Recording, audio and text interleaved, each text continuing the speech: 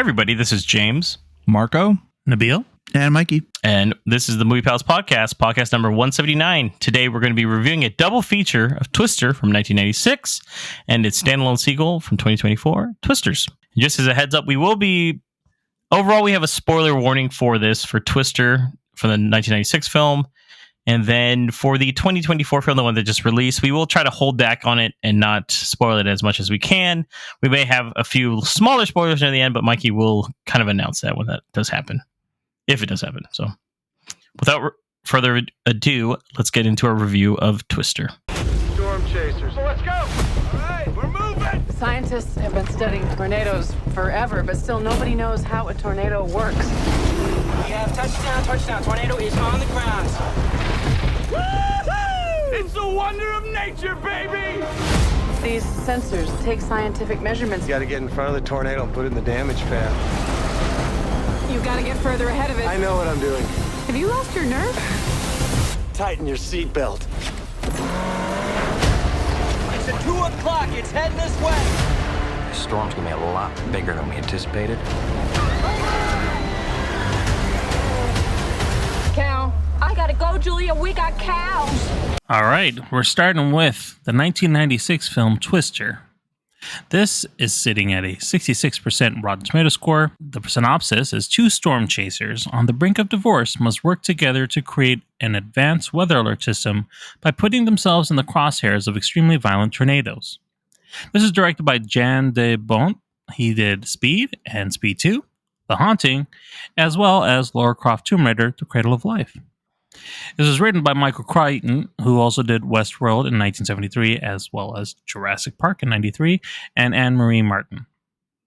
The film was released on May 10th in 1996.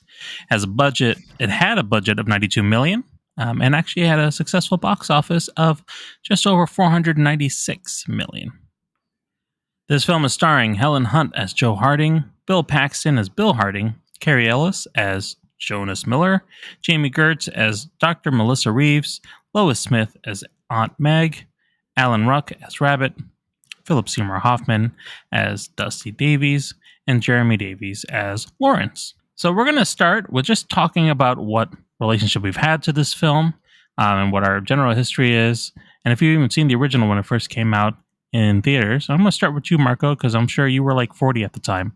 So what history do you have with it? Did you see it in theaters? Did you remember everything from it since? He's like, I lived it. I was actually 43 years old when it came out in a bill, and I was in Oklahoma, so I was there. And man, that shit was scary.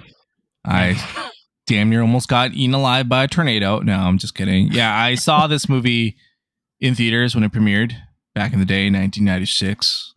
A year I reference a lot, actually. Anyway, dude, I love this. Okay. Yeah, I loved this movie when it first came out. I was blown away by how they made the tornadoes look so realistic. The fact that they used practical effects, at the time, like made the theatrical experience like that much better. This is coming off of like greats like Terminator 2, Judgment Day, and Jurassic Park. So, they're really pushing the limits with effects. So I fucking enjoyed it, dude. It was quite the experience. I think I saw it quite a few times in theaters when it came out. Oh, okay. So a repeat watcher. What about you, Mikey? Did you get a chance to watch it in theaters back in the day, or were you a VHS kind of guy?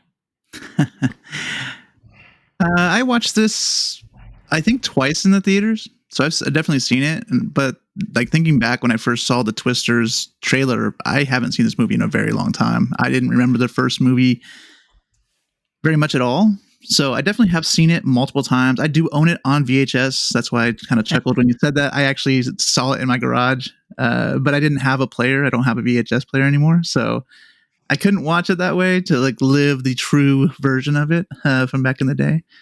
But yeah, I've definitely seen this movie a few times. Yeah. And how about yourself, James? I didn't see it in theaters, but I remember this movie was like a big deal when it first came out. I saw it. I want to say this was like one of those black box movies where we just saw it a lot of times because it was on like continuously. So I saw it a lot of times when I was a kid. I actually thought Twisters and tornadoes were like really common even like everywhere after seeing this as a kid, because I didn't know geography at all. So I was like, oh my God, what if they have a tornado out here, you know? So yeah, I remember it being really intense. There's no way I caught on to the whole like divorce subplot when I was a kid. No. There's no way. I was like 7 years old when this came out, probably. It was definitely one of those things. It was probably kind of scary to me overall, but yeah, it was an enjoyable film back then. Yeah. I did watch it in theater. I do remember watching it in the theaters, but I remember just like you that it was a big deal. I remember trailers galore on TV everywhere all the time. I think they had like a lot of cross promotion for this, right? I feel like they did because I remember like this just always on TV, the advertisements for it. So there must have been a lot of cross promotions for it. Nabil actually thought the whole movie was just about twists. I mean, it's it was Twister the game. He said, "Man, I can't believe they base it on the game. This is wild."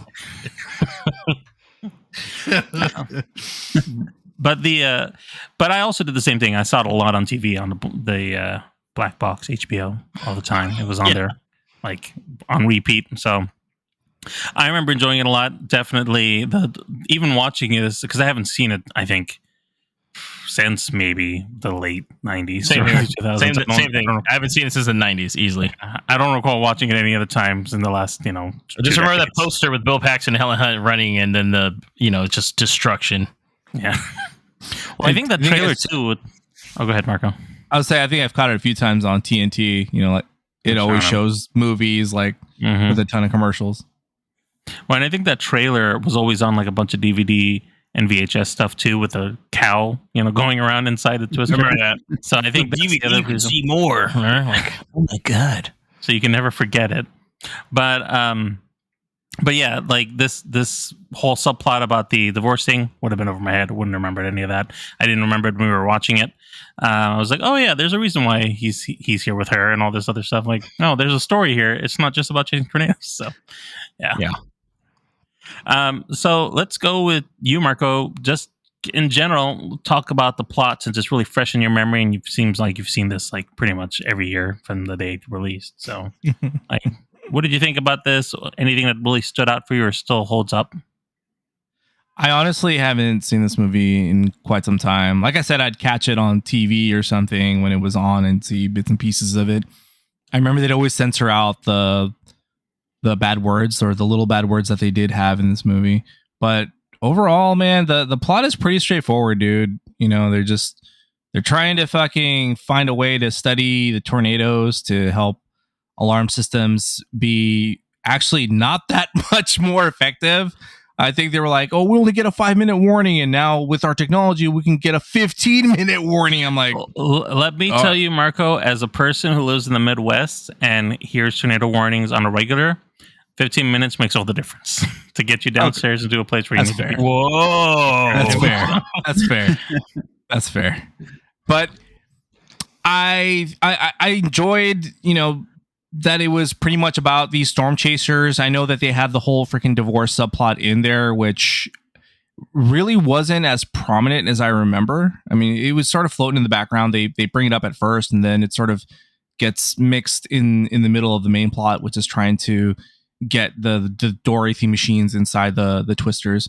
But it was fun, dude. It feels like a roller coaster ride. It starts off kind of easing you up to the top, and then all of a sudden, boom, you're in the thick of it, watching these people chase after tornadoes and almost get completely obliterated, by it.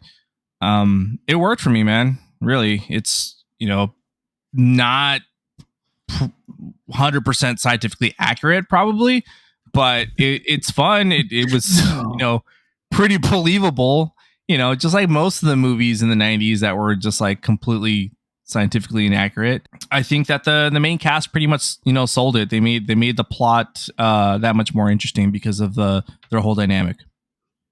Did anybody else think that Dorothy, the big metal machine that had all the little sensors that was supposed to go up into the tornado, did anybody think that it looked like one of the end boss parts of the original Sonic games where he goes and jumps on the yellow spring and it opens up all the little animal critters? Because that's when I saw it. That's the thing that came to mind. I can see. I didn't think that, but I can see that now. Yeah, that's what came to mind as soon as that. I was like, oh, that's from Sonic.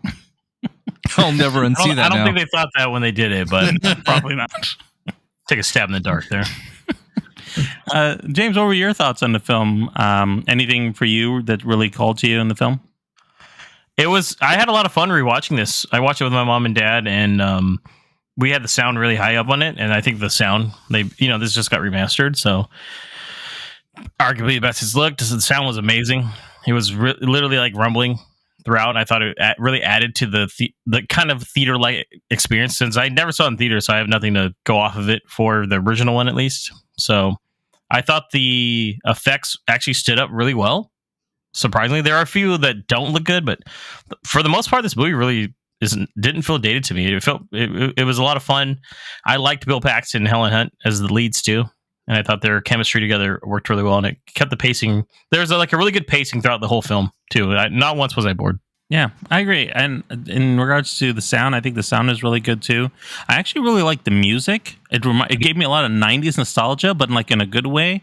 That you don't have a lot of films today that have that kind of score where it's all orchestral, but also upbeat, and you're kind of going with the music's driving the plot, and that in the way that a lot of films now do a lot of the pop songs into their movie rather than just doing its own kind of original score on some of the not the high end or the AAA films, or the big blockbuster films, but the kind of the regular films. So that really was a good feeling to just hear all that again. And it's funny you mentioned the music, Nabil, because Van Halen wrote one or two songs for this song.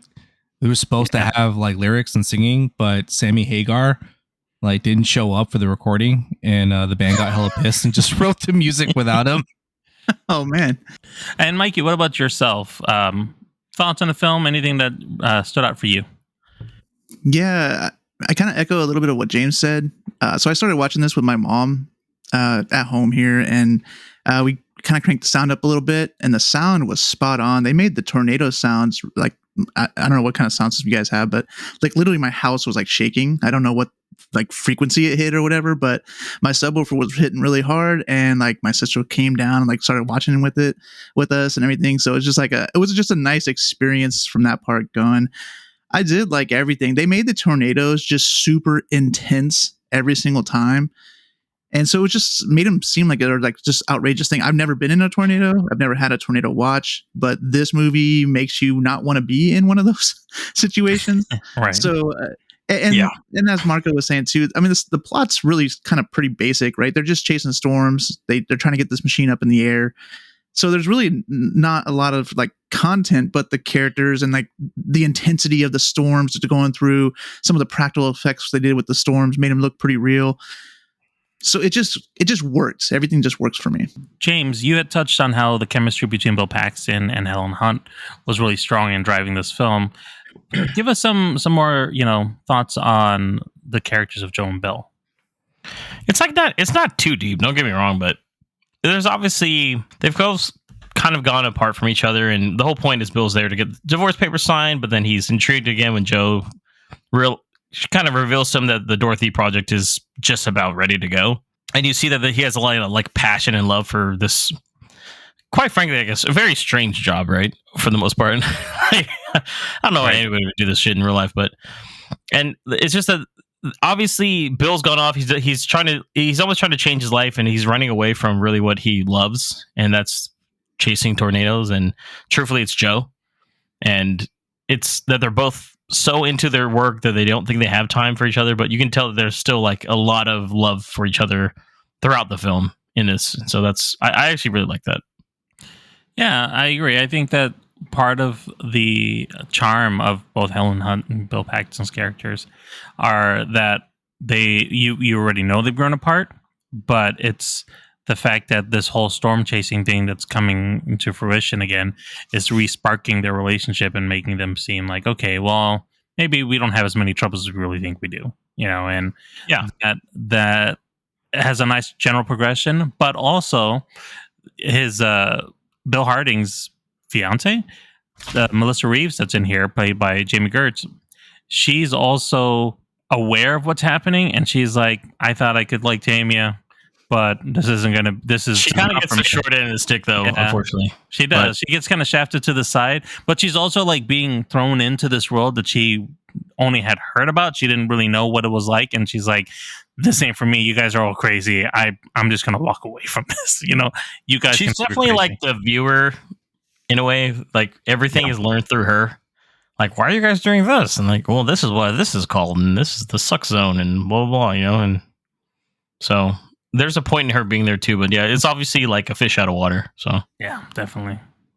Yeah, she really plays a role of like getting to know the other people in the group too, because she's like kind of out of it and she's like holding behind with everybody else because she doesn't want to go into the tornado. So you get these little moments with everybody else, the other crew as well. So it's kind of nice to have her there to kind of, like James was saying, be the audience for the movie. Yeah. We actually do have kind of an antagonist in this film. He's kind of the villain, but not really. We have Cary Elwes's character, Jonas Miller, who is with I'm going to say the more traditionally funded group of storm chasers who's trying to essentially do the same thing, but they're the company men. They're working for the man doing this. They're not doing their own thing. Yeah. Margot, what did you think about the Jonas character and his even needing to be there? Do you think there was value of having this character here, and this whole kind of storyline of like the rivalry and of course the unfortunate instance of what happens to him at the end? Not really. I think Cary Elwes tries as best he can with what he has, the material he's given, but he's very one-dimensional. He's really just quote unquote the villain because he sold out and he went corporate, which is very understandable. I don't disagree with that, but you don't really see like the evilness with going like corporate. They just talk about it, but they don't show it. I know that the movie did have some production issues and had delays and had to do some reshoots because of those delays. And so Cary Elwes was supposed to have a bigger prominent role, but his scenes, due to the delays and everything, had to get re-edited and a lot of his stuff had to get cut out. I think also because of language too. Him and Philip Seymour Hoffman had a lot of like curse words that were thrown in there, and originally the movie had a rated R rating, and they had to cut that to make it PG-13. So I'm wondering if maybe adding those scenes would have given this quote unquote villain of Jonas a bigger role or more of a menace. But I think it's sort of shoehorned in there just to give him something else aside from the tornadoes, because you can't. You can't really give our tornado a personality, but in a way they kind of do because they're very menacing in the background. I think if anything, you learn more about the main group of storm chasers. Even Philip Seymour Hoffman is a standout as Dusty, and you learn more about them as they tell stories about the good old days with Joe and Bill and how wild Bill was, when he was storm chasing and stuff, and when they first met him. So it kind of puts Cary Elwes more kind of in the background. If you're not really nitpicking, it works. But truthfully, like they could have done the movie really without him. Yeah, I think they just have to add another kind of like side to it all, right? That the show, like there's like these wild people that are independent, and then there was these people with nice cars that can do it too. Yeah, right, it was cool that Cary Elwes was in the movie, even though he was wasted, because I saw this with family also and my son, and we had recently watched The Princess Bride, and I was like, hey, look, it's it's Wesley. When I was a kid, the only movie I knew him from was Robin Hood Men in Tights. Oh, that too, yeah. That's another one we need to watch. As a kid, I was like, my God, it's Robin Hood. Why is he bad now? So wear his tights. Yeah, where's Chappelle? I know that it adds stakes to the story, I guess, is having the side character here, but I think I agree with your point there, Marco, that realistically it's not adding a lot more, and this is, I guess a brief spoiler for the film, but Jonas does die in the film at the end. Pretty brutal, right? Yeah, pretty brutal death. Like explodes and stuff. Like his guy gets like impaled. I was like, oh my God. So it's bad. And seeing that, I think the whole thing is like somebody needs to die. They need to elevate the stakes, and so this is the character they're gonna do it too, kind of thing to help. It also kind of shows like, Joe and Bill, their group, they have like a real big passion for this, and Jonas may not have the passion there. He's more so just doing it for the money side of things, and they make a mistake and die, right? So it's kind of like, hey, do things the right way, and you might not die, right? Something like that. And to their credit, Bill and Joe do try to like warn him, even though he, there's a scene where there's a huge tornado and their stuff is all overturned, and Jonas just kind of drives off and doesn't help him out, and it shows to them that they have more of a backbone with things too, and they know how to put things aside when actual safety and someone's life is in the line. They actually will stop and be like, "Hey, you should not go that way." But he just totally ignores it, which in a way, like you said, Mike, it leads to his downfall. So, if we're looking deeper into the themes, Bill and Joe, their group, have a respect for nature and its power, whereas Jonas, because he's a corporate shill, he has no respect for it, no regard for it, and pays the consequences for it. Lessons of life here, guys. Well, we're being real deep here on the MPP podcast, guys. Heard it here first. So, Mikey, let's talk a little bit about the visual effects. What did you think? Do you think? I think it was already kind of mentioned. You already touched on it a little bit too, but I know you said some of it still stands up. But what were your actual thoughts on the graphics used over here? Yeah, I thought they were pretty good still. The tornadoes themselves, they look pretty good. Like I was talking to James after we watched Twisters, and it's kind of weird because they almost look too perfect. I don't know if that makes sense or not, but in terms of like what I'm thinking, but like the tornadoes are like perfect circles all the way around. They're just like cylinders, right? There's like no movement to them, no like dust or anything like that to them. But in a way that's like, because they look perfect, they still look pretty good. So I get that part of it here. Some of the other CG, like the cow, you could tell was like not looking like a cow. Like there's some stuff that looks pretty good, but the tornadoes themselves actually was pretty impressive. So I still think they hold up pretty well. Was there anything specific that you felt like you could call out now? I mean, I guess it's probably more easier to notice now, but anything that you could call out that you couldn't tell was CG and was more practical? Some of the rain, they used a lot of practical effects. You could tell they used a lot of practical effects for that. They had some huge tanks and some like huge jet engines that they used to make it. I was watching some of the film, the making of it, it was like, they made the actual storm themselves. So everything except for the tornadoes was all real practical effects, and they looked pretty good to me. Just everything that was flying around was kind of noticeable as far as not being the greatest. The town itself too, and all the houses and structures that they damaged, like they actually bought property to damage and extended it and built it more. And I think that added to it, so you could see like the after effect and have it really hit more. And those really aged well too, because of the fact that they used practical effects with that. Yeah, that's actually what I was kind of alluding to, was like the drive-in scene where they were at this the outdoors movie theater, and how that whole place got tore up. That all looked pretty. I know it's a set, and so there's a big set piece set up for it, but it was still very practical, and I felt like really added to the level of like, oh shit, everything's getting torn apart around me, and we need to get out of here quick. Like I felt in the moment with them of trying to just like, we got to get out, and not like, oh, it's just like fake piece of cardboard floating around the air that's not really gonna hit me or anything, So I thought that those held up really well. So let's talk about some of the parts of the films that we did like, or maybe something that we felt wasn't really working anymore. I'm going to go to you, James. Any highlights of the film that really stood out for you, or something that you feel they could have done better with? I mean, I like all the tornado scenes, especially there's like probably the two big ones.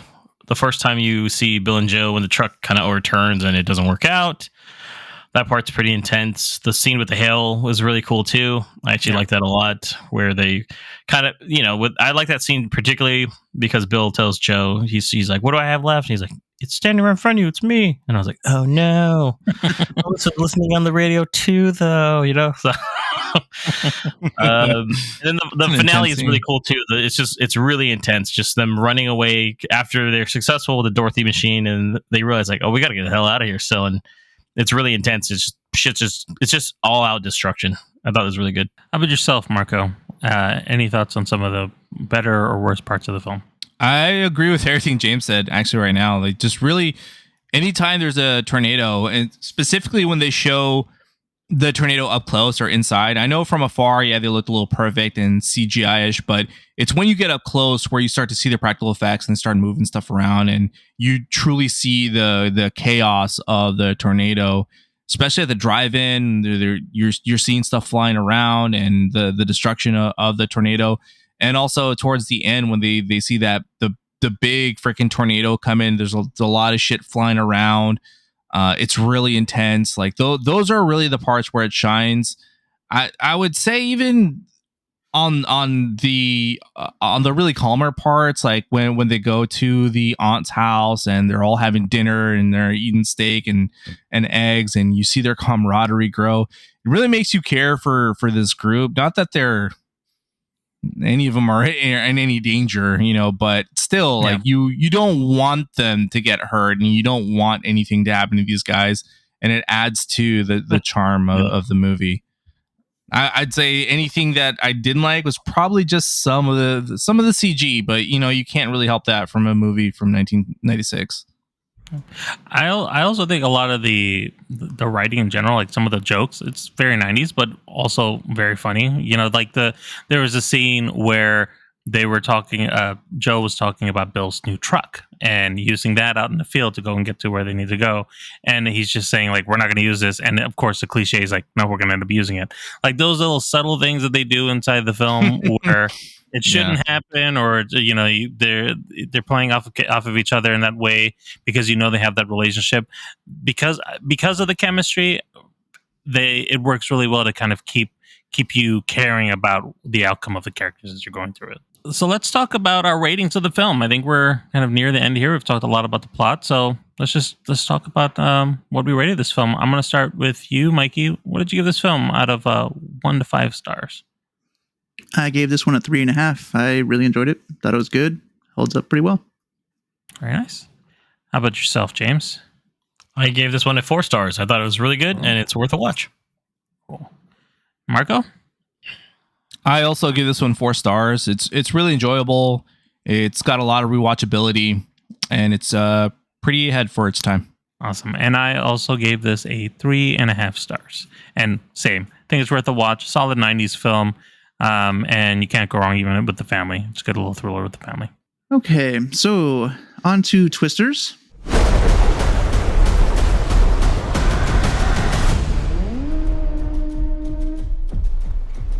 It's Tyler Owens. Calls himself a tornado wrangler. If you feel it, chase it! I said if you feel it, chase it! All right, here we go.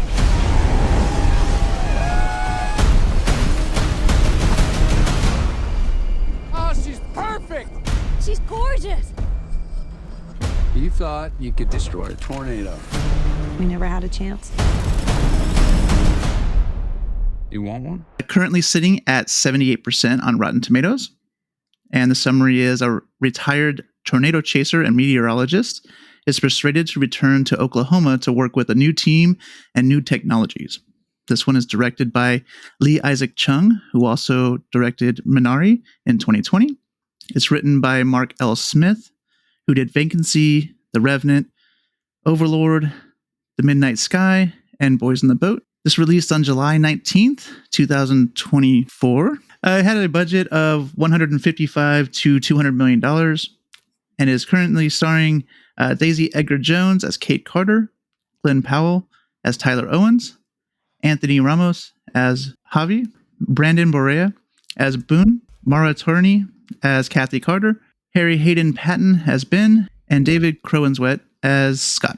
So let's go around the room and see just some brief thoughts on the film and if you liked it or not. We'll start with Nabil. Yeah, I thought the film was fun. It was similar to my feelings of the original Twister. That still got the same kind of vibe.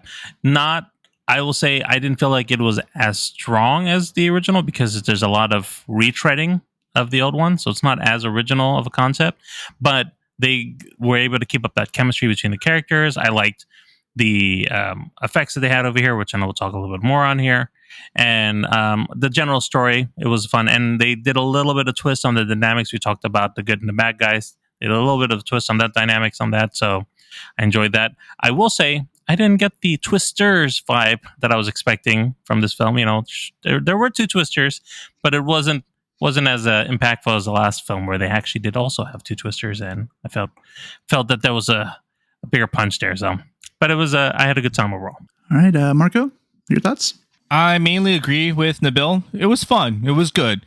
I don't think it's as good as the first one. I think, like when Nabil was saying, they do a lot of retreading. There's a lot of stuff that they're like, I remember this from the first movie. And I'm like, yeah, I'm here to watch something new, dude. You're supposed to be the fucking sequel. Also, the fact that they mentioned briefly, I think even in the trailer or something, that it's a high amount of, twisters, it's unprecedented, but I think we still get like the same number of tornadoes that we got in the first one. Seems like it, right? You think now with like a bigger budget and with like CGI being rampant everywhere, they could show a little bit more of the intensity, but it felt just about like the same. I'm like, it looks like the same amount as last time, guys. Still though, I do like the difference that they made with the dynamics within the characters, and how some were at odds at first, and then eventually they realize that they're actually on the same mission and share some commonalities and end up working together. So I kind of like that aspect. James, how about you? What are your thoughts? I thought it was okay. It was it was enjoyable, but it was definitely for me not as good as the previous film. It features somebody that's like, I don't know. At times it almost is like, it's like, is Kate like a psychic? Like, dude, did anyone pick up on that? I agree with that. Yeah. She just knows like all this shit. I'm like, she's like, you got a feeling for it. I got like Friday the 13th Part 7 vibes off this. Really heavy, where like Carrie-esque kind of shit going on. Not as subtle as Joe was in the other one, where she was kind of the same vibe, but it wasn't as like over. Bill kind of knew better. Yeah, it's Bill more Bill in the other one. Mm-hmm. And this one, Kate's like, no, I have a feeling it's gonna be this one. And I'm like, wait, what? The characters for me, there was a lot of corny dialogue in this one too. There was, I often looked over at my, I was like, that didn't make any fucking sense what he just said. And it, like, I was quite literally, I was trashing this movie the entire time I watched it. I was just like, oh shit, this is weird.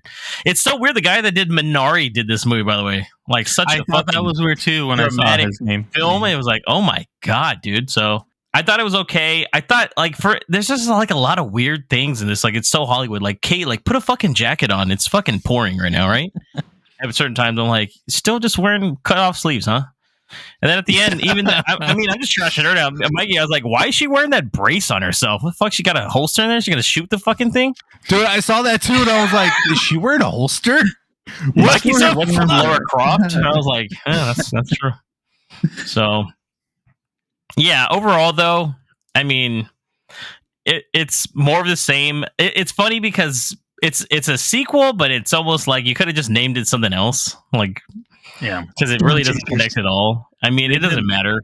And it's like, need to do that, like the guy that sold me my popcorn had no idea there was an original movie. So he's like, oh, there was a first one? I was like, oh, shit. So I was like, oh, okay. This is just like basically like, hopefully you don't really remember that first one. So I don't know. But I got a lot of stuff to talk about characters. Trust me on that. Like, I can tell you about every one of them. Like, a little something that I had a little gripe with every character. So, no, I don't think any of them wore jackets, really. No, they wear jackets for the most part. Just Kate chooses not to. Tyler was wearing a white T-shirt the whole time, and I was like, all right, dude, I get it. Dude. I get your rip, dude. I get it, man. Yeah, no, they're like, remember him? He's attractive. I was like, only one who held back was Superman. He's the only one who wouldn't take it off. He was like, I can't, guys. It's just like Furiosa, by the way, where everyone is pretending they're like these ugly ducklings and shit, and then like, these are the most like, attractive people on the planet right now. What the fuck are you talking about? She was a real bookworm in high school, and I was like, yeah, sure she was. She knew how to use Google, probably, right? Yeah. Okay, buddy. Yeah, it wasn't that long ago. They made it seem like it was like decades ago. I'm like, 5 years they ago. do. Like, the beginning is like the mid 2000s, and they're like leaning way too heavily on it too. I don't know why. Oh man, I'm just ranting. Yeah, dude, I was just like, shut the fuck up with your fucking. Oh, we don't have cell phones back then. See, this is how we used to take video. I'm like, fuck you, dude. Well, thank you, James. Yeah, that's what I thought. It was okay. He's like, anyways, 3 stars. I'm good. No, I mean, I kind of echo a lot of what James said. We were talking about the movie. Wait, what, Marco? What did you say, Marco? I said he just cuts everything out and just leaves the fuck you, man. And then it's like that's what he thought of it. You might be shocked. I can't stand Ramos. I'm sorry, guys. I'm just gonna bring it up. I'll bring it up later. I'll talk about it later. But fuck, I cannot stand this fucking guy. So yeah, I mean, I kind of echo what everybody else is saying. I thought it was okay. I thought Tyler Owens and his team were a little too over the top, right? They were kind of playing the whole YouTube channel thing, and I know that's how YouTube channel people are. So they were kind of playing the way they should have, I guess, for that kind of role. But it just didn't work as well as like the old group that we got from the first one. It just didn't seem like they were like a passionate group of people that are just doing this, because they love it, right? It just felt different. It didn't feel right. They weren't humbled like the other group. They were fucking douchebags. Everyone. I'm like fucking one of them, and then they're like, "But look, they're helping people out, giving them clam chowder and bread. See, look, they're cool people." I'm like, "Fuck you, dude." And I also thought this one was very formulaic, right? There's a tornado, stuff happens, and they see the aftermath. And there's another tornado, and stuff happens, and then you walk through the aftermath. And I just feel like there was they didn't need to do it multiple times like that. Like in the first one, you go to the aunt's house before, and then you see the aftermath where she's like getting really hurt, right? And that one scene was enough to kind of show you how bad the tornadoes were. You didn't really need to go through it as much as they did. And I know there was kind of like 3 times. We gotta go up this show now. 4 times. You're just like walking through rubbish. Yeah, it's nuts. So I mean, there was some stuff I liked about it, but overall it was just okay. No, but on that, it did seem like they had this kind of dual nature to them. Like they were ripping on the corporate guys for being corporate chills and stuff, which I understand. But it's like, but you guys are into the YouTube culture. Like you're different people like, just when you're toxic. streaming versus when you're not streaming, and it's like that's in a term selling out as well too. I even thought like their flip with that was just, especially for Tyler, was just kind of like out of nowhere. I'm like, okay, I guess did you learn that or something? I guess not. Just because you saw a very good looking girl, he's like, oh, I gotta be decent now. And it's like, oh, I see. You had just have a douchebag persona for YouTube, but that's also just damn. That's also shady. All right. Well, we are getting into some of the characters here, so let's go ahead and expand on them a little bit. James, you mentioned that you were going to have some stuff to say during the character session, so I guess can't stand Javi. Can't stand him. I don't get it. Are they hinting that Javi likes Kate maybe a little bit? I feel like they were a little bit, but I was like, but why? Then he's like, 100%. Yeah, but then I was like, okay, so like, does he? I don't know. It was weird. They don't go into. They could have had like a little triangle, but I feel like Kate she didn't even know Javi existed half the time. His story makes no sense either. It's 5 years later. He said he joined the military, got out, and then it started this fucking business. His hair looked different. I said that's the same hair he had in the fucking prologue we're talking about. Yeah, I'm just like, dude, it's minimum 4 years you got to serve, dude, and then like. You started this fucking business in a year? No way, dude. No, and there's no fucking way. I mean, he went off of like he had military contacts and stuff, but then the thing is like, it's just like it's because he had a backwards cap in the prologue, so man, he was a party animal, right? He woke up hungover, right? I was like, fuck you, dude. Every time Anthony Ramos, they always got to bring Anthony. I don't know why they're trying to make Anthony Ramos a star. They're like, we're gonna put him in everything. That's all I'm just pondering. You mentioned kind of a love thing, or Tyler's going kind of pursuing Kate. I mean, it works to a point because they have to create this. Okay, this movie compared to the last one does have it where Kate is obviously she has like PTSD. Everybody got annihilated in her college, whatever the fuck that she was doing. Right, she's trying to do the Dorothy 5. Right. They're going to stop a tornado, which okay, sure. But yeah, it's going to find the hidden temple and fucking chemicals. She could have said that. David Cornsweat is just freaking looking around. He's like, I ain't going to try to stop it. Yeah, David Cornsweat is like, he already knew. He found out apparently he got Superman during this, and he probably was like, I got 1 foot out the door. Yeah. Whatever you want me to do. I don't really care anymore. But I'll say this much. She's a good actress. I've only really seen her in that cannibal movie on Hulu Fresh, and then also Where the Crawdads Sing. So she's a solid actress, and then Glenn Powell is like up and coming, obviously. So they just, like I said, they got two really good looking people, and they're like, what if they were the Twister people? I didn't like that they didn't connect them as much to. Oh, we'll talk that more, but to anybody previous, I feel like they could have, but I don't know. It was a strange choice to have it totally separate to me. So. Well, similar to the first one, maybe. Did you guys feel, or I'll talk to maybe we'll go with Marco here. Did you feel that Scott was similar to Carrie Hughes in the first one, where he's not really a villain, but he kind of is, or do you think it was like more of the weather again? I think he was similar in the fact that he was underutilized. Of course, like James said, this is before like he was cast as Super Duper Man. So they sort of hinted at him like he was going to be this big deal, like because he doesn't say anything in his introduction. He just sort of gives this weird smile and chews his gum, and I'm like, okay.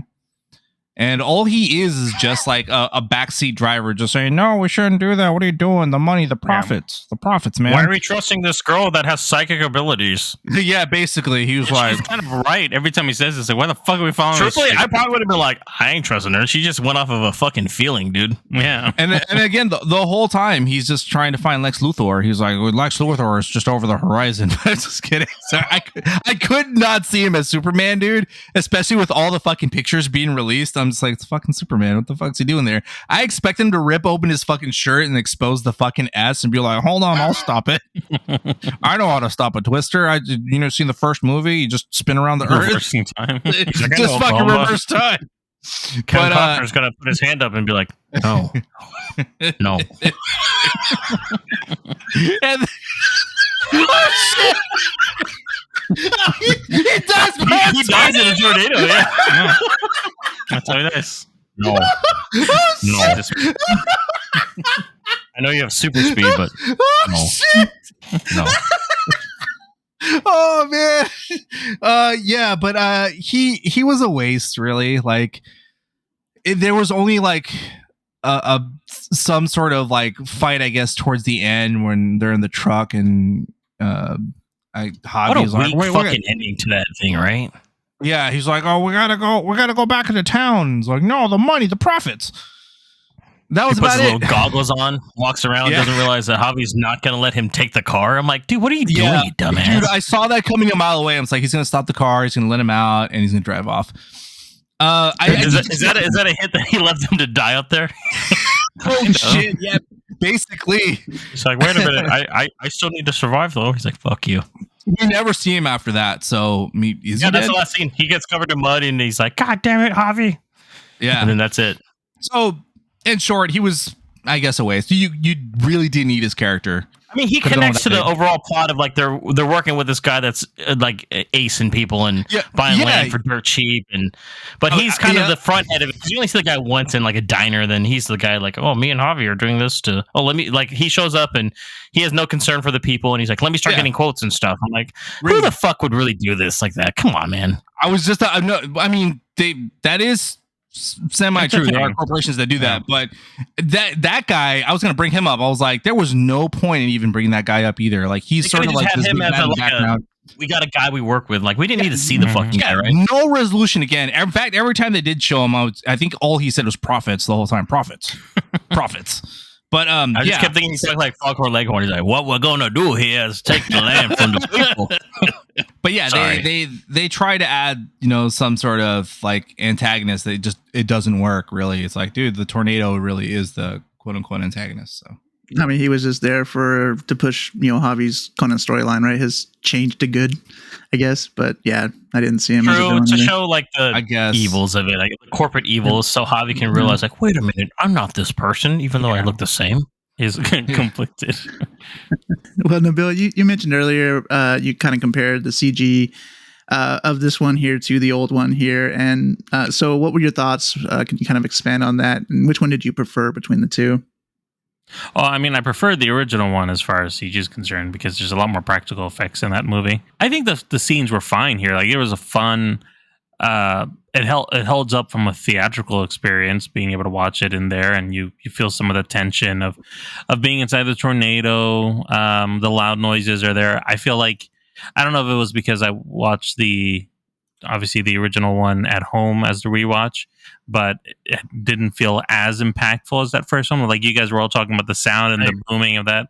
Like I saw it in the theater, but seeing it at home, Twister, the original one, was a much more like, oh my God, I'm enveloped by fucking, Yeah, that was weird, right? Yeah. We saw it in the IMAX, and don't get me wrong, it was loud as shit. Yeah, I mean, the sound was a little, you didn't get that exact same feeling. So I don't know if that's just... I got a question then, Nabil. Do you think if you hadn't seen the first one, this one would have hit harder then, maybe? If you hadn't seen that first one back... Because I pretty much saw these almost back to back. Like one day, and then 2 days later, I saw Twisters, you know? I will say that maybe with the chemistry and the jokes, maybe it would have worked a little bit better for me if I saw them like without actually seeing the original one, because of the nostalgia, and then watching the original later. It's like, oh, this is really good. I will say, like, the one thing, I know we were talking a lot of crap about a lot of the plot holes here in this film. The one thing I did like from this that was different from the other film was the kind of, instead of having the corporate, you know, bad guy-ish company on the side over there as just there, you were kind of involved on both sides. So they had Kate be part of Javi's company. You got to see a bit of that side, and then she joined in on with the other guys. And I liked being able to have the opportunity of like getting a little bit of character development from both sides. I don't agree with like Javi's arc, like James said, like it's fucking ridiculous where he went with this, but I like the fact that Kate was in there and got to see a little bit like, I'm coming back to go and help my friend out. I think this company's bullshit. I'm going to go with Tyler's friends stuff and see if this is going to be better and kind of go that route. It's such a turn though, wasn't it? Well, it was stark. It was pretty sudden. Yeah. Is it all because the one event where they save the people, the family in the pool, and then she's like, maybe we can do this, you know, like I'm gonna steal your truck, and then my mom will convince me. That scene was basically a driving scene, though, right? Like they just went to a rodeo. I mean, they were a hotel, I guess. Exactly. But it's the same thing. It's just different location. It was a cool scene, though. I did enjoy that, where it was a very long sequence. They were running and passing things. They went into the pool thing. Like I actually enjoyed that scene a lot, but there wasn't the guy a lot that dies of in that scene, by the way, the kid, that's Bill Paxton's son, James Paxton. In that scene. Oh, is it really? Oh. Yeah, that's his little cameo. That's cool. That's nice. Yeah. So, I mean, like, there's that aspect of it, but I don't know. It's 2024. They're going to use CG over practical effects in most cases, and you can tell that it's there. Like, it's not that it's bad CG. It's just not, like James was saying, because we saw the first one just so recently, you can see it, and so it doesn't give you that same feeling as the realness there. I didn't feel it's kind of like more of the same. Like, oh, okay. Yeah. Mm-hmm. I like you guys were saying, Nabil, earlier with like the twisters. Like it is a little bit more intense, but it's not as intense like that feeling from the first one. Like I wanted it ramped up way more if they were going to. Because let's face it, who thought there was going to be a sequel to Twister, right? Yeah, never. Right. So, whoever even asked for it, to be honest, had been trying to make it work like since 2012 apparently, or even earlier than that. With Jodie Foster, man, she was going to use the dudes from Blind Spotting and stuff, and then that didn't work out. So yeah, but I mean, it didn't work out. But I agree with you guys. You'd think with 30 years in advanced technology, like we would feel it more, and we would get that more oomph. But it does feel like kind of the same. Like it's just sort of like, okay, well, same feeling as the first movie, which is 30 years ago, except a little less practical effects. So we kind of mentioned earlier that this is not really a legacy sequel because none of the previous characters come back. So it's more of its own standalone sequel. And what do you guys think about this? I know, James, you said you had something to talk about on that earlier when you were going over some of the characters. So do you think it would help by having them there? Or I mean, who would they really have brought back, right? Truthfully. Unfortunately, I mean, Helen Hunt would be the one person probably. Yeah. I thought for a sec she was related to her because that would have been like, that would have made sense. And that would have been cool. She was the mom of the house. Yeah, instead of Martha Kearney. Originally, she was supposed to be the reveal, like when the mom comes out of the shadows, and you're like, oh shit, is it going to be Helen Hunt? That's originally what it was supposed to be. But her mom calls her earlier. Photo on the phone, I'm like, oh, it ain't Helen Hunt. Fuck. No, the director was like, well, I thought about where she'd be in the future and thought she'd still be chasing Storm. She wouldn't be retired at a farm. I'm like, I don't know, dude. It's been 30 fucking years, so maybe. And then I thought for a minute it was the ex-fiance, and I was like, Oh, was she pregnant when she freaking left? And she's that's why she's related a to psychic now. I'm like, psychic. I was like, because when she was pregnant, she was exposed to the Twisters, and that's why her psychic abilities developed. Then, okay, yeah, this makes sense. No, okay, she got it from her dad because her dad would have been Bill Paxton, and he had a little bit of that tinge, you know. Yeah, exactly. That's why they showed The Shining in the first movie. Right? It's nature destroying and changing someone in a way because she was in the womb. Man. The Twisters changed her psyche, so when she grew up, even though the time would make no fucking sense. See. Yeah, it makes no fucking sense. I mean, we don't need a Ghostbusters kind of legacy sequel where people start showing up and the ghost of Bill Paxton like guides her to like go. But see, that's why I think cool. Fiance would have worked. Any connection would have been nice. I mean, Helen Hunt still could have done something though. There's no point to it, like without any connection. What was the point of it being called Twisters? Exactly. It's like in the same area, roughly. It's Oklahoma. They filmed in Oklahoma. And they could have just rebooted. I mean, they had that Dorothy 5 at the beginning of the film, which is the only real direct tie-in to the original one. And they one. don't ever explain how she has a Dorothy 5, by the way. Yeah. No. Yeah, they said it was part of a school project. Yeah, they did. Which, by the way, they say that, but I mean, they could have been like, our professor was one of the people, would have been cool. Even to mention, exactly. Like, oh, okay. Bill or Joe just been a teacher or something like that because they got at least mention their names. Yeah, you could have done that. Yeah. Even though no one would ever teach this ever in a fucking school like this. But I mean, story aside, there was no excuse to not have Helen Hunt either because she was in the first season of Blind Spotting, so it's not like she's not acting. So. Oh yeah, I think maybe because she had written a script, she was going to even direct it. I bet there was some bad blood. Probably. I don't know. I think that not having any connection at all, at least. But once again, like I said, do people even know this is a sequel? There's no mention of this being a sequel in the trailers at all. You would literally have to know there was a sequel. Yeah, you'd have to have seen the film 30 years ago, 40 years old, like Marco. Like I said, Mikey. The guy was like, "Oh, there's an original." I was like, "Yeah, dude." I was like, "What the fuck?" Well, I do want to just say before we go to the next part here, there might be some minor spoilers. I mean, we pretty much talked about the whole movie already, but if you are trying to get rid of stuff, then there might be some extra stuff here going on. So just want to give a light warning about the next question here. And I just want to kind of go to you guys here and in your thoughts on how it ended. Would you like to see a sequel, I guess, on top of that here? And I'll start with Marco. I thought the ending was okay. It was cool that they were able to somehow bring down a freaking E5 tornado. I really don't know how when Superman apparently died in the movie. So, but it also felt a bit anticlimactic. Like, I guess I was expecting more. Like this is off watching the first one and you're seeing they're up against an E5 and it is freaking like daunting. Like it had the freaking surround sound on, the freaking rumbling was going on. And the same sort of happened with this one in Twisters, but it didn't really feel like earned, I guess. I don't know. I was thinking of Nabil when I saw it. I said, this ended way too abruptly. And then I was like, okay. Oh, that's it? I was like, oh, okay. Just her? Yeah, like it was like for example, the first one was a very big deal. The Dorothy worked, like it's all like working, like the music is working with it. It's super fucking intense. The fucking E5 Twister, like you're watching the inside. Even when they show the inside of this one, it wasn't as intense as in the original. When they show the inside, I was like, guys, it's 30 years later. Like it was like cool. Don't get me wrong, it was cool. Like biblical in the first one. Like the way they see it, it's like they're seeing like a little bit of God and shit. Where they're looking up and it's just the light and shit, and they're like, it's like such a surreal moment for them. Even though I feel like they would get torn the fuck apart. Oh yeah, if this was real, dude, they would have got like oh man, my legs are over there 100 yards away, but at least my last breath, I'm seeing a beauty. And then they say goodbye to each other at the airport, and that's it. Like, okay. Like, I got some comments on that one.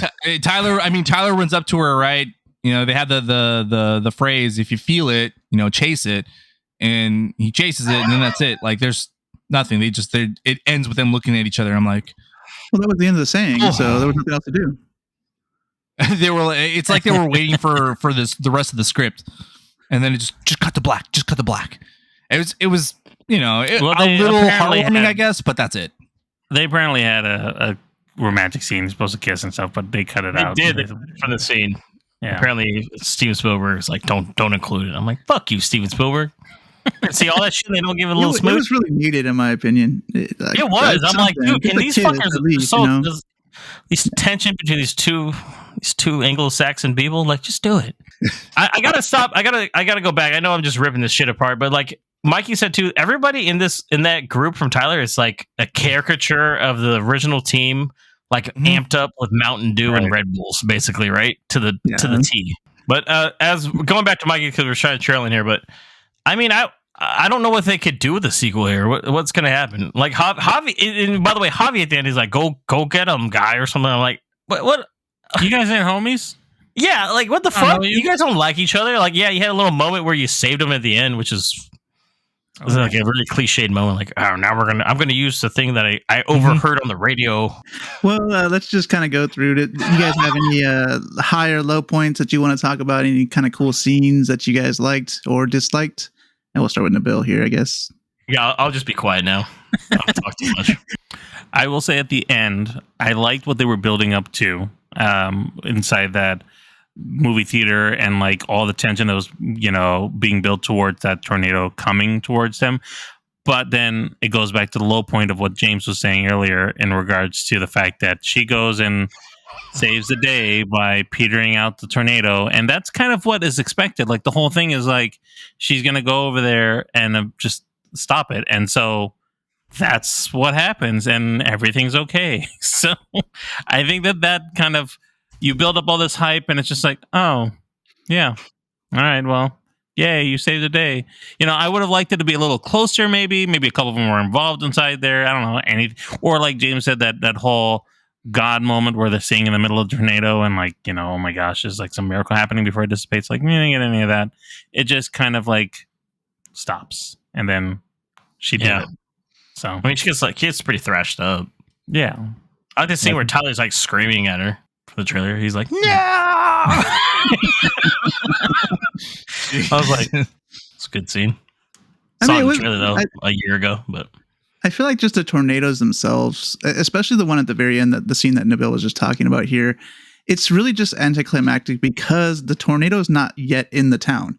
Yeah, it's not right. So you're not really seeing it destroy stuff, or like you're not really seeing it because it's destroying. It literally is tearing the wall. Remember the girl is like he's holding her hand, like she's about to get sucked into it, man.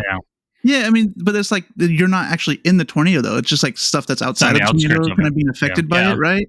And I feel like even the tornadoes beforehand, like the tornadoes in this movie, in the second one here, the previous ones, they destroyed way more stuff. Like it's totally wipes out like a whole city. Or like the whole. I mean, the rodeo scene. The rodeo scene. That was a good one.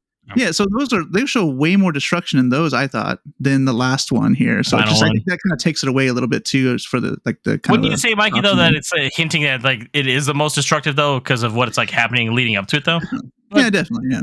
But maybe they didn't even need to do all that for that last scene. Maybe they could have done it the same way as the original Twister did, where it is out in the middle of nowhere and they're going out over there. It's supposed to be the strongest level. So I think if it would have, I don't think they could have gone away with it actually hitting the town because it would have fucked everything up. Like annihilate everybody. Yeah. So I think they had to show that even though it's far away, it's that destructive far away. Imagine it being in the town, kind of like the first one. But yeah. That is the only I guess crappy part with doing it with a tornado like that fucking strong. It's like, oh, we can't really put it in town because that's too fake and unrealistic. But at the same time, you don't get that payoff of it actually being in the middle of the town.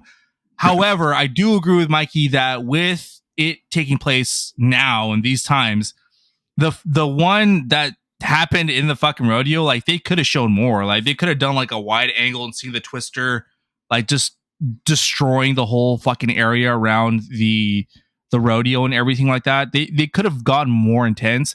It felt more at the same level as the original, and it's like, dude, then what's the point? I think that's the scene where they're trying to show that Tyler is like a good guy, though. That's the focus of that whole sequence.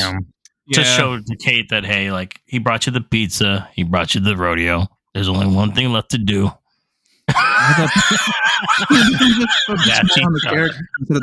Dude, I don't think they were this goddamn family. That's where we're getting at. What are you guys getting at?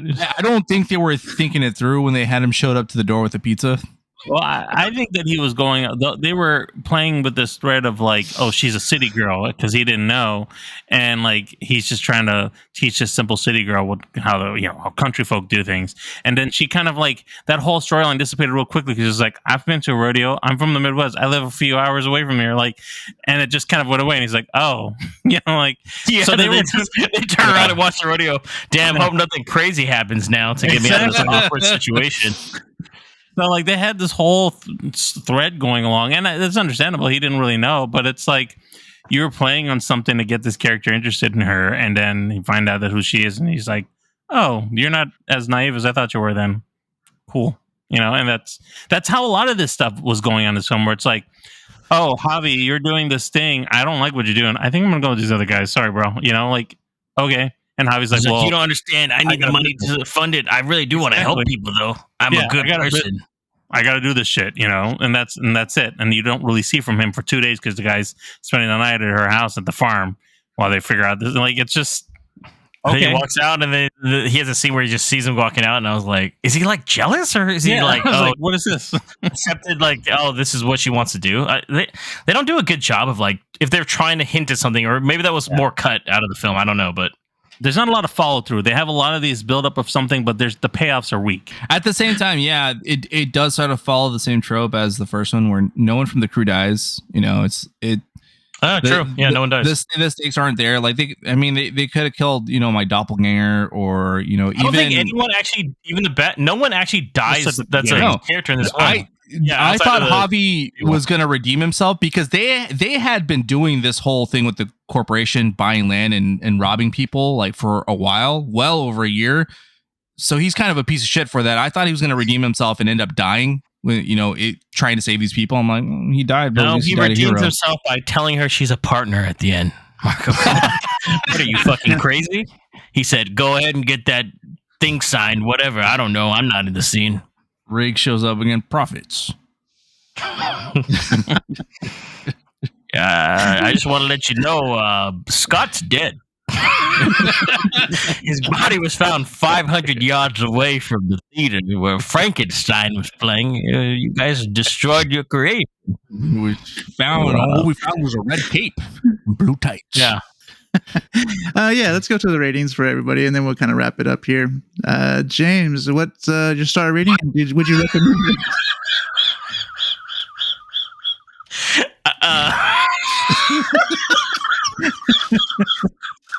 I actually gave it 3 stars.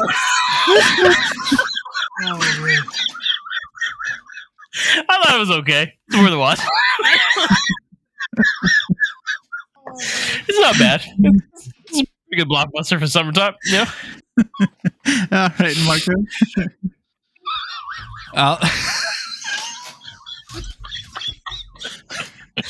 I rate a little higher. I give it 3.5 stars. I think it's still as much as I was bashing some of the plot. Really, it's straightforward, just like the first one. I mean, they do level shit up to 11, and I mean, if you're nitpicky, then yeah, I guess that might get in the way. But I think it's worth the experience. It's a fun popcorn flick, fun blockbuster for the summer. Nabil?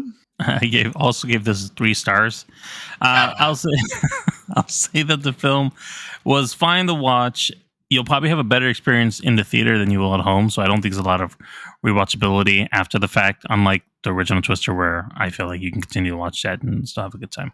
Yeah, and I also gave this one 3 stars. I know we've been kind of destroying the film for the most part. It was me. I made it sound way worse. Highlighting its flaws a little bit more than usual. Yeah. So.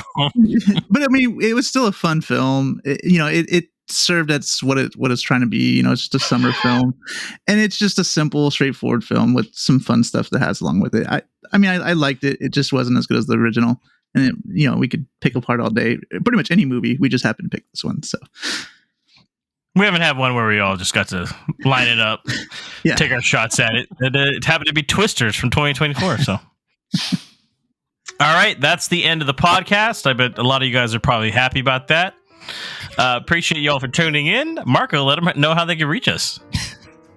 You can listen and follow us on your preferred podcast platform. We are everywhere. For a convenient link to all our social media channels, visit linktree/moviepalspod. That's linktr.ee/moviepalspod. And remember, smash that subscribe button and you'll never miss an episode in this Twister or the next. I don't got nothing for this one. Sorry. Give us a spin on TikTok for sneak peeks of upcoming episodes and more exciting movie content. Catch us on Movie Pals Pod. Make sure to tune in for our next episode, podcast episode number 180, where we will be continuing our journey into the final frontier of the Star Trek franchise with a review of Star Trek II, The Wrath of Khan, as well as a review of the M. Night Shyamalan film, Trap. Thank you, Nabil. Until next time, this is James, Marco, Nabil, and Mikey. Have a great one.